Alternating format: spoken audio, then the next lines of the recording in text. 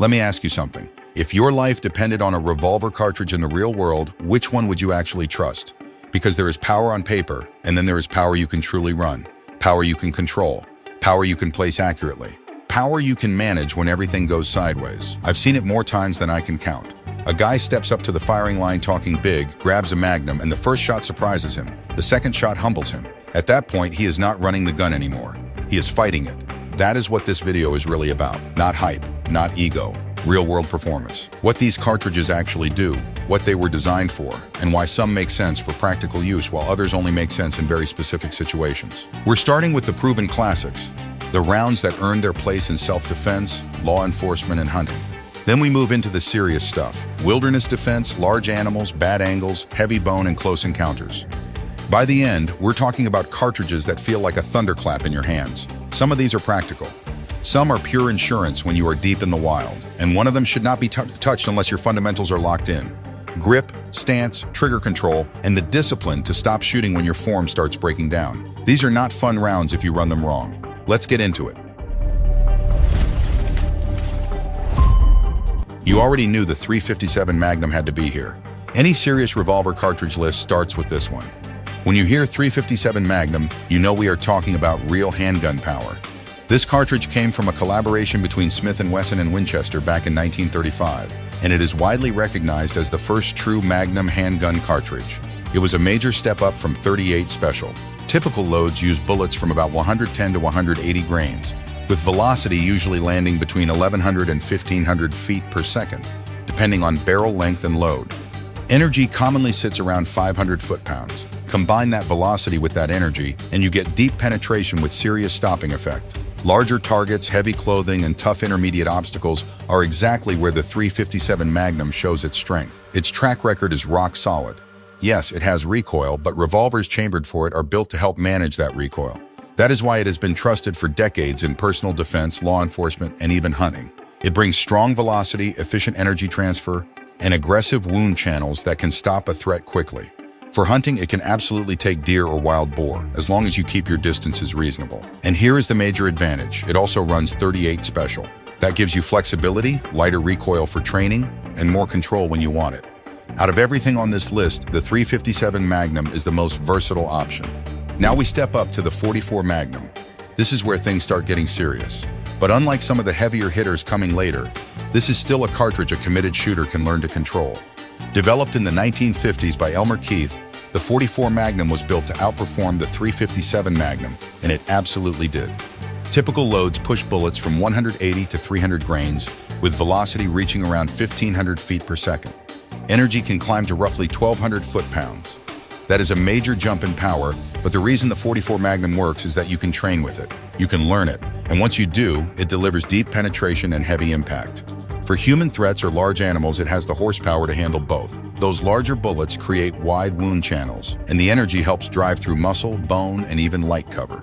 That is why the .44 Magnum is commonly used for hunting deer, elk, and black bear. It sits in that useful middle ground between power and control, making it viable for both defense and hunting. One solid hit with a .44 Magnum usually changes the situation in a hurry. The .480 Ruger flies under the radar, but it should not be ignored. This cartridge is built for serious work, and it lives in one main lane: wilderness defense. Introduced in 2003 by Ruger and Hornady, the .480 Ruger was designed to deliver serious stopping power without the brutal punishment of the biggest extreme calibers. Think of it as balance, power without unnecessary abuse. Typical bullet weights run from about 275 to 410 grains. Velocity can push beyond 1,300 feet per second, with energy around 1,300 foot-pounds. That is heavy impact. But the important part is manageability. Compared to something like 500 Smith & Wesson or 454 Casull, the .480 Ruger is far more controllable. That means follow-up shots are possible, not blazing fast but controlled.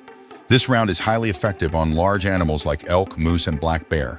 Because of its larger bullet diameter, it creates massive wound channels, drives deep, and causes serious internal damage. That is exactly what you want when stopping power matters immediately. Recoil is still strong, no question about that. But compared with the bigger Magnums, the .480 Ruger is much more shootable. Now we are stepping into serious power. The 454 Casull is not a beginner cartridge, not even close. Developed by Dick Casull and Jack Fulmer, this round was built for one thing: maximum performance. It surpasses the .44 Magnum by a wide margin. Velocity runs roughly 1,600 to 1,900 feet per second, with energy pushing close to 2,000 foot-pounds. Bullet weights range from about 240 to 360 grains. Put that next to something like 9mm, and they are not even in the same conversation. The .454 Casull delivers extreme energy transfer and deep penetration, even at longer handgun distances. But let's talk about reality. For everyday carry, no. In the wild, facing hogs or bears, that is where it starts to make sense. That velocity drives deep, breaks bone, destroys vital organs, and stops threats fast. But this round demands real skill. Recoil is heavy, muzzle blast is intense. You need experience to run it correctly.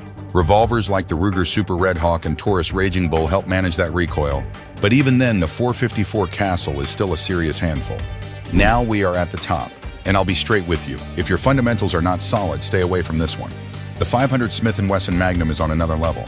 Introduced in 2003 by Smith & Wesson alongside Corban, it is widely considered one of the most powerful handgun cartridges ever produced. We are talking about energy exceeding 2,600 foot-pounds. With lighter loads, velocity can reach up to 2,300 feet per second. That is extreme performance. Bullet weights range from about 275 grains all the way up to 700 grains. This cartridge was built for the largest game animals on Earth: bears, moose, and even dangerous African game like Cape buffalo. For human threats, let's be honest, it is overkill. The destruction and penetration are off the charts. Those massive projectiles tear through targets with devastating effect. The energy transfer causes severe trauma and rapid system shutdown, even when shot placement is not perfect. But that does not make it practical for everyday use. Recoil is punishing, and the revolvers required are huge, like the Smith & Wesson Model 500. But when we are talking about raw stopping power, the 500 Smith & Wesson Magnum sits at the top of the food chain. Respect it. That wraps it up for today. If you got value from this breakdown, hit subscribe, tap the notification bell, and hit those buttons while you are there. They are free, and they help the channel more than you might think. Stay sharp, stay safe, and remember, it is not just about pulling the trigger. It is about mastering the craft.